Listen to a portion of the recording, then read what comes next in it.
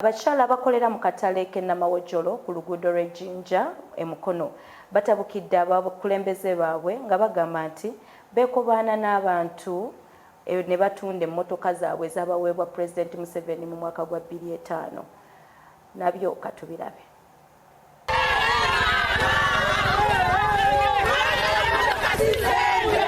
Olutalo lwalusooka ku katale k'Namawojjolo ku luguudo lw'Ejjinja e Mukono, abakyala abakolera mu katale kanene bwe batabukidde abakulembeze baabwe mu katale kano olw'okwekubaana ne batunda emmotoka yaabwe eyabaweebwa Pulezidenti Museveni.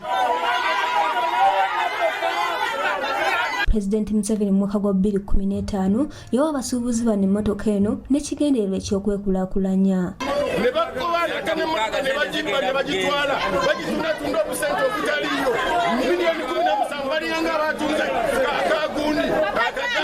Abasuubuzi bano bagenze okukola tebakyala b'emmotoka yabaweebwa Pulezidenti Museveni ey'ekika kya Fuso UAW 674F ne balumba ekitebe kya LC1 ekya Namawojjolo East, ng'era abantu abamu be balumiriza okutunda emmotoka eno kuliko Herbert Mukembo ne banna abalala.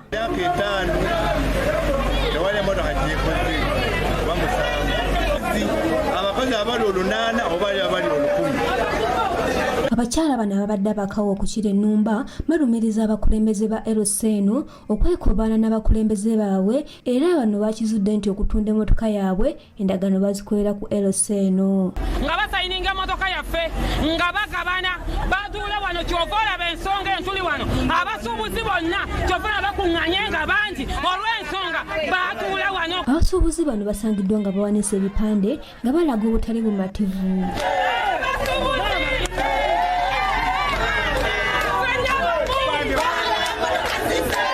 Abasuubuzi bano nga bakulembeddwa mu bassentebe baabwe okuli Wandira James bagamba nti abantu abatunda emmotoka yaabwe basusse okubakuba bwe bagezaako okugibanja saako n'okubatiisatiisa, era ne babawa n'amagezi abo abagitunda okugikomyawo oba okubaguliramu emmotoka endala. Abasuubuzi bano situmanyangako era singa nali nkimanyiiko era singa tobalaba mu kwekugunga era kibaleeteddwa kwekugunga kuba tebamanyisibwako ku ebyo byonna ebiza bikolebwa. Ate ye Katonsimbe ngono yasaba emmotoka okuva wa Pulezidenti Museveni atunnyonnyodde engeri gye yagisabamu wamu n'okunnyonnyola kwalimu oluvannyuma lw'okutunda emmotoka eno.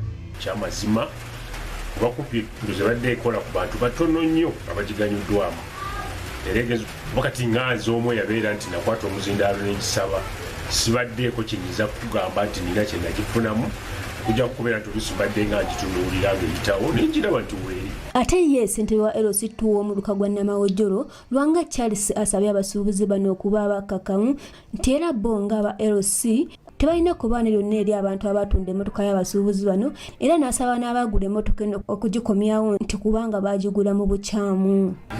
Tewali n'omu ow'LC eyeetabamu okutunda emmotoka.